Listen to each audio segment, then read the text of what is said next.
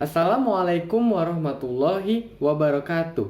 Halo, perkenalkan, nama saya Sultan Rafia bin Hidayat dari kelas 11 IPA 2 bersama dengan guru Mapel Ibu Hajah Riyadijana Siregar sebagai guru mata pelajaran fikih saya. Oke, teman-teman, pada kesempatan kali ini, pada sesi ini kita akan membahas konsep-konsep sederhana nih dari tentang pernikahan, apa itu konsep pernikahan dalam Islam, hukum-hukumnya, terus juga apa rukun-rukun syarat-syaratnya, terus juga selain itu ada juga nih beberapa aspek misalnya seperti apa itu mahram, apa itu pernikahan-pernikahan yang terlarang, apa itu juga kafaah, terus juga wali dan juga saksi saksi mata, terus juga ijab kabul, terus juga ada khotbah nikah juga. Nah juga ada ini nih apa namanya, biasanya kalau kita tuh sebelum nikah kan diperlihatkan dulu apa ininya apa namanya pengantinnya, terus juga ada waliman yang terakhir nih kawan-kawan. Nah biasanya kalau untuk konsep pernikahan sendiri itu kita akan membahas tentang umum dulu nih kawan. Kalau secara konsep konsep umum nih ya, kawan-kawan pasti tahu sekalian kalau misalnya pernikahan itu tuh eh mulai dari konsep misalnya sebuah ada untuk menjalin misalnya ada dua orang eh, laki-laki dengan perempuan itu tuh menjalin hubungan dengan cara sah yang sudah dilegal oleh negara dan juga agama. Nah, kalau secara konsep Islam pernikahan itu dalam bahasa dalam secara etimologi itu dia itu artinya menghimpun dan juga mengumpulkan dan juga bersetubuh. Nah, kalau dari konsep terminologinya nih ya kawan-kawan, dari secara istilah dan lengkapnya, kalau pernikahan itu merupakan sebuah cara untuk menghalalkan pergaulan antara laki-laki terus dengan perempuan yang bukan mahram, terus juga intinya menghalalkan, terus juga menimbulkan suatu hak dan kewajiban antara keduanya. Nah, pernikahan ini nggak hanya untuk menghalalkan saja, tapi untuk menjaga dan juga membuat ikatan kuat dalam konsep batiniah dan juga lahiriah, yang mana di antara kedua kedua insan tersebut. Nah, yang nantinya akan menciptakan sebuah keluarga yang harmonis dan juga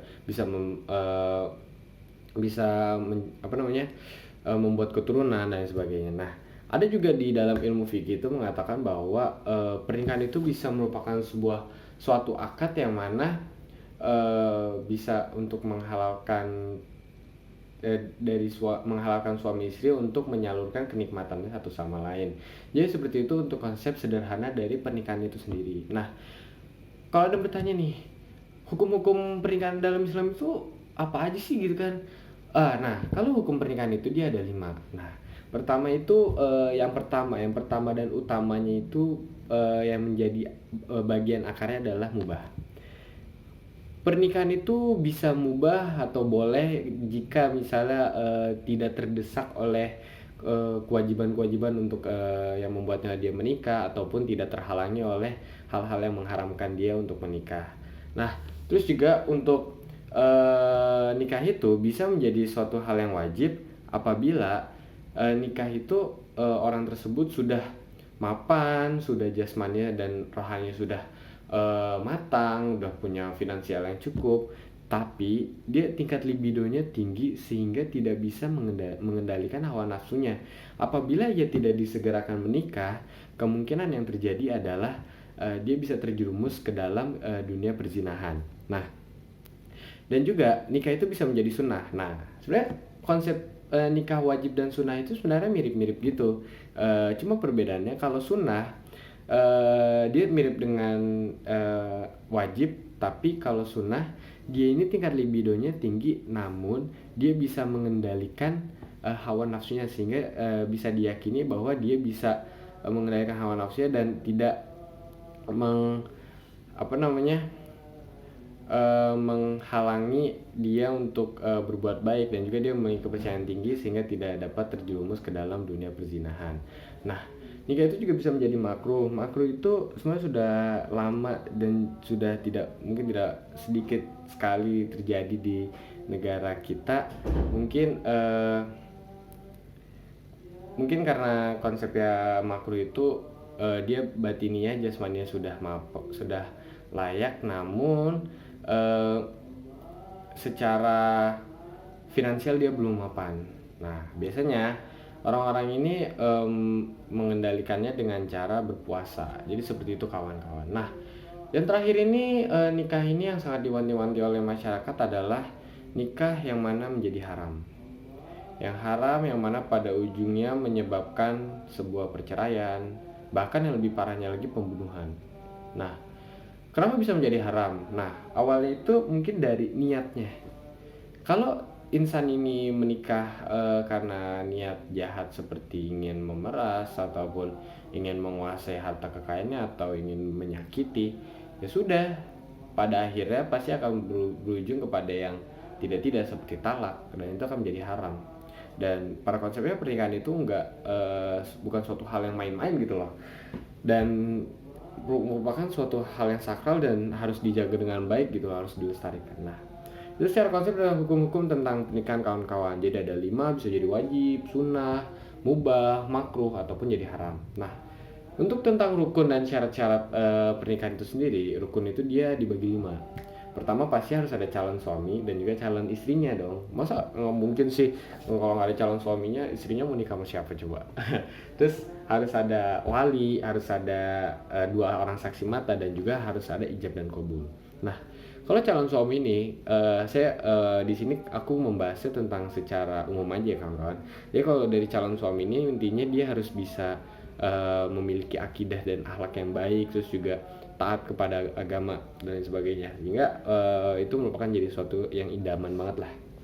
Nah, kalau secara dari syarat-syarat nih kawan-kawan, dia pasti harus laki-laki dong, laki-laki balik, terus juga harus uh, berakal sehat tentunya. Nah, dia yang penting ini dia memiliki keinginan sendiri untuk menikah, jadi pilihannya ada pada dia. Nah, terus juga dia tidak beristri 4 gitu, karena memang ketentuannya maksimal menikah itu adalah 4, menikahi 4 orang gitu loh, maksimal.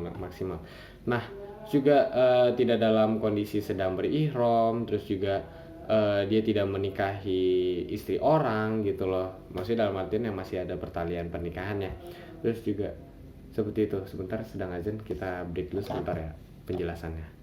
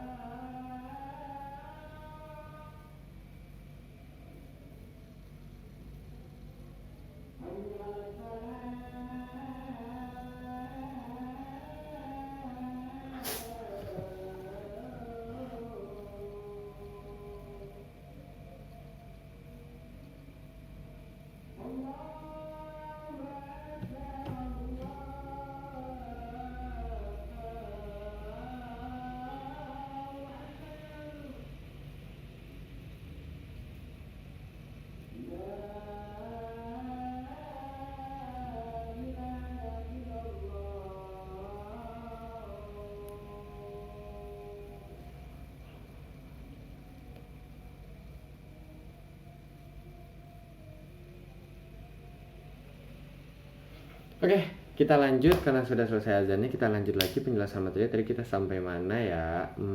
Sebentar, saya ingat-ingat dulu. Oh iya, sampai bagian ke sebentar, saya ingat-ingat dulu. Pernikahan. Oh iya, sebenarnya sampai calon suami ya. Oke, tadi kan udah kita jelaskan juga calon suami seperti apa. Dia sih seperti itu dan juga orangnya udah pasti ada. Nah, sekarang kita ke calon istrinya nih. Calon istri kita mau seperti apa? Calon istrinya tentunya harus sama seperti calon laki-laki, cuma dia harus mendapat izin terus lain sebagainya. Dia harus perempuan, dia harus balik, terus juga dia tidak sedang berihram, terus tidak dalam masa idah dan sebagainya. Nah, sekarang untuk wali ini merupakan sebuah apa ya, dari perempuan gitu yang akan membantu nanti dalam prosesi akad pernikahan. Ini saya jelasin secara singkat aja ya. Wali wali itu syarat-syaratnya itu dia bisa intinya dia harus Islam, balik, berakal, terus juga dewasa, laki-laki, harus laki-laki, terus juga dia adil, terus juga merdeka, terus juga dia tidak sedang dalam berihram. Nah, maksudnya ihram. Terus juga untuk dua orang saksi mata itu dia harus laki-laki tentunya. Tentunya orang saksi mata ini menjadi sebuah poin penting dalam sebuah pernikahan karena akan menjadi sebuah saksi sejarah juga dari pernikahan tersebut. Nah, dan juga syarat-syarat ini tentunya harus laki-laki, harus berjumlah 2. Kalau misalnya disaksikan oleh satu laki-laki 2 perempuan itu tidak sah. Terus juga untuk syarat-syarat lainnya seperti dia harus bisa mendengar, melihat, terus juga dia harus mengerti bahasa dalam akadnya, terus juga dan sebagainya. Itu untuk syarat-syarat sebagai saksi mata. Oke. Sekarang untuk ijab dan qabul. Oke, sekarang sedikit pembahasan tentang ijab dan qabul. Ijab itu kan sebuah perkataan yang dilontarkan dari pihak wali perempuan atau wakilnya sebagai bentuk penyerahan kepada pengantin laki-laki. Kalau qabul itu dia perkataan yang dilontarkan dari pengantin laki-laki kepada wali perempuan atau wakilnya sebagai bentuk penerimaan. Nah, biasanya untuk ijab dan qabul ini harus dilakukan harus diucapkan oleh pelaku akad. Dia nggak ada batasan waktu, dia nggak ada, terus juga dia itu menggunakan bahasa yang jelas gitu, harus bahasa yang jelas dan lugas. Nah, itu untuk konsep tentang rukun dan syarat-syarat terkait dengan pernikahan. Sekarang kita akan balik lanjut ke materi berikutnya yang berkaitan dengan pernikahan. Nah, selanjutnya adalah mahram. Nah, mahram itu apa sih? Itu kan orang bertanya, wah mahram itu apa? Mahram itu dia berarti adalah seseorang yang baik laki-laki atau perempuan yang diharamkan untuk menikah. Nah, apa sih sebab-sebab untuk diharamkan menikah? Jadi ada 2. Ada yang diharamkannya selama-lamanya, ada yang diharamkannya untuk sementara. Nah, selama-lamanya ada 4. Apabila dia ada nasabnya, ada tali pernikahannya kayak misalnya istri suami atau lain sebagainya, terus juga ada persusuan, terus juga apabila sudah berdilian oleh calon suaminya. Nah, itu untuk sementara. Nah, itu untuk selamanya. Kalau untuk sementara itu ya banyak konsepnya dia. Apabila seorang istri dalam masa ibaratnya masa iddah, terus itu dia nggak boleh. Terus juga dalam masa itu apa namanya, dan sebagai kayak misalnya beda agama juga nggak boleh gitu. Sementara bisa menjadi selamanya. Sementara kalau misalnya dia kalau si perempuan ini misalnya Kristen atau misalnya si laki-lakinya Muslim, si perempuannya pindah ke Islam, dia bisa menikah. Jadi seperti itu kalau untuk konsep sementara. Nah, terus juga untuk laki-laki yang menikah lebih dari 4 kali juga tidak boleh. Terus juga laki-laki yang melakukan perceraian sebanyak 3 kali juga itu diharamkan untuk menikah. Nah, terus juga tadi ada sempet yang kita lupa nih kawan-kawan. Kita lupa tentang membahas tentang khitbah. Khitbah itu artinya meminang gitu kan. Khitbah tuh biasalah kalau orang-orang kan menyebutnya melamar gitulah. Melamar itu biasanya kan dilakukan sebelum nikah. Nah, ini apa sih khitbah itu? Khitbah itu kalau dari secara istilah ya, khitbah itu adalah menanyakan kesediaan dari calon pengantin wanita. Biasanya laki-laki bertanya tentang kepada wanita apakah dia bersedia untuk dinikahi atau bersedia menjadi teman hidupnya gitu loh. Nah, apabila dia menerima, maka bisa melangsungkan pernikahan tersebut. Nah, kalau secara hukum, sebenarnya kalau hukum dia tidak ada mewajibkan ya untuk melakukan khitbah. Tapi kalau menurut saya pribadi, khitbah itu penting karena pertama itu menanyakan kesediaan dulu, kesediaan yang mana harus dilakukan gitu loh. Terus juga tidak sebentar.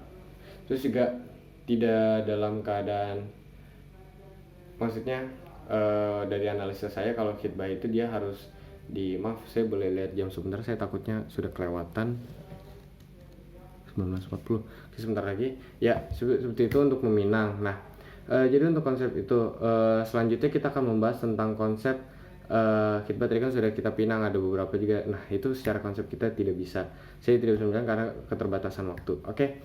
Selanjutnya kita akan membahas tentang kafa'ah. Kafa'ah itu merupakan sebuah penyetaraan antara laki-laki dengan perempuan. Itu kesetaraan antara harta kekayaan, jabatan, pangkat, dan agama dan keturunan lainnya. Nah, itu dilakukan kenapa? Karena untuk memprediksi nih, kalau misalnya tidak setara akan terjadinya pertengkaran gitu loh. Misalnya istrinya lebih tinggi, biasanya itu akan menjadikan lebih aib daripada pria laki-laki yang tidak kufu. Terus juga prianya yang lebih tinggi dianggap lebih dipandang gitu loh. Nah itu kita harus bisa tahu nih, kalau misalnya nggak setara kemungkinan akan terjadi pertengkaran gitu loh. Jadi pentinglah kafal untuk mencari seseorang yang disetara. Nah terus juga kita tuh harus juga melihat bagaimana kan ada kafa'ah, terus juga kita harus tahu tentang syarat-syarat wali, tentang wali dan juga saksi mata, terus juga tentang ijab kabul yang sudah kita jelaskan tadi. Wali itu juga sebenarnya ada banyak tingkatannya, cuma saya tidak bisa menjelaskan karena keterbatasan waktu. Ada wali itu, ada wali adal, ada wali itu. Nah terus juga selanjutnya itu khutbah di pernikahan. Nah bisa dilakukan sebelum nikah. Biasanya isinya itu tentang wejangan-wejangan sih sebenarnya, wejangan-wejangan gitu. Nah biasanya yang ngasih wejangan itu dari keluarga gitu loh. Nah terus juga kita juga bisa nih kayak misalnya melihat pengantin kita, untuk kita harus tahu nih dengan cara kita kan kafa'ah tuh menyetarkan, kita harus tahu nih melihat bagaimana rupanya, karena itu penting. Nah kadang dari jumhur ulama tuh kata kita hanya boleh melihat muka dan tangannya saja, tapi ada jumhur ulama yang bilang pendapat lain. Nah mengapa harus begitu? Kita harus melihat bagaimana rupanya, terus juga apakah ini yang kita inginkan. Intinya sih untuk melihat ekspektasi aja sih gitu loh, karena kita harus tahu orangnya bagaimana dan sebagainya gitu loh.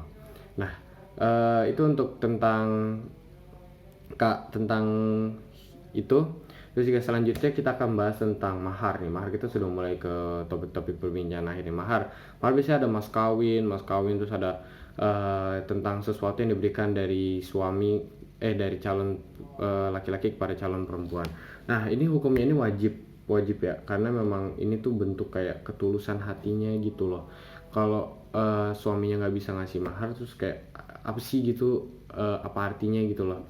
Sebenarnya sih kalau untuk mahar, Rasulullah tuh bersabda, udah mahar itu jangan terlalu mewah-mewah, sederhana saja. Nah, terus juga kawan-kawan, ada nih pernikahan yang terlarang nih. Misalnya pernikahan yang hanya mengandalkan hawa nafsu kayak mut'ah, terus juga pernikahan yang kawin tuker. Misalnya, ini gue nikahin anak lu nih yang ini, terus gue nikahin anak lu yang ini. Nah, jadi itu cuma kemaluan saja yang jadi mas kawinnya gitu loh. Nah, terus juga ada nikah yang sang menghalalkan menghalalkan istri baru tapi abis ditalak 3 kali, abis itu cerai terus dinikahin lagi sama bekas suami. Nah, itu nggak boleh karena tujuannya berbeda. Nah terus seperti itu tuh konsep pernikahan. Juga tentang mas kawin juga sepertinya sama. Untuk mas kawin itu dia ada 2, ada mahar musama dan mahar misil, yang mana musama itu yang dijelaskan pada waktu itu, pada waktu akad itu jenis-jenis lain. Nah itu untuk mas kawin. Nah sebenarnya kalau dan yang terakhir nih, sebenarnya kita akan bahas tentang walimah. Walimah itu sebenarnya konsepnya kayak pesta pernikahan resepsi gitulah. Resepsi yang mana dilakukan oleh dari pengantin gitu. Nah, walimah ini mereka laksanakan untuk apa? Ya untuk biasanya dengan tujuan untuk mensyukuri atas nikmat yang telah diberikan oleh Allah dengan terjalinnya hubungan antara dua insan yang sangat menakjubkan ini. Terus juga biasanya mereka menghidangkan jamu-jamu kepada tamu. Maaf saya boleh lihat jam. Oke, masih ada 16 menit untuk mengupload. Oke, jadi seperti itu untuk konsep-konsep tentang walimah. Walimah itu biasanya dengan niat untuk mencari berkahnya. Terus juga biasanya tidak boleh, biasanya dia tidak lebih-lebihkan lah ibaratnya, nggak usah terlalu mewah-mewah, salah kadarnya. Terus juga intinya sih masih banyak banget yang ingin saya jelaskan, cuma dengan keterbatasan waktu dan juga penjelasan saya yang cukup panjang, jadi saya kira mungkin tidak cukup waktunya untuk penjelasan pada sesi ini. Walimah, oke, yang terakhir mungkin ya bisa walimah pesta pernikahan ya. Terus juga biasanya ada hikmahnya juga di balik itu. Hukumnya sunnah karena boleh-boleh saja. Terus juga hikmahnya yaitu mencari berkah dari Allah Subhanahu wa taala, mensyukuri atas nikmatnya. Oke, sekarang dari opini saya pribadi tentang pernikahan bukanlah suatu hal yang mudah untuk dilakukan oleh setiap orang. Ada setiap rintangan yang perlu dihadapi, jadi tidak boleh sembarangan dan tidak boleh hanya mengandalkan hawa nafsu, dan kita harus bisa pintar-pintar cari jodoh karena yang kita cari ini teman hidup, bukan sembarangan. Jadi seperti itu, dan harus dilakukan dengan kaidah-kaidah yang benar. Jadi seperti itu untuk penjelasan saya tentang pernikahan.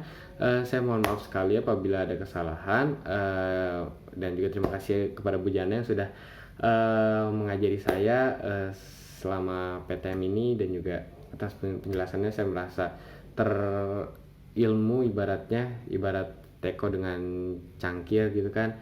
Dengan adanya ibu sebagai teko yang menuangkan ilmu-ilmunya kepada saya, itu saya merasa wah, penuh dengan ilmu nih dengan beliau. Terima kasih Bu Jana, dan juga terima kasih teman-teman yang sudah mendengarkan tentang penjelasan saya. Saya harap mohon maaf apabila kesalahan. Wassalamualaikum warahmatullahi wabarakatuh.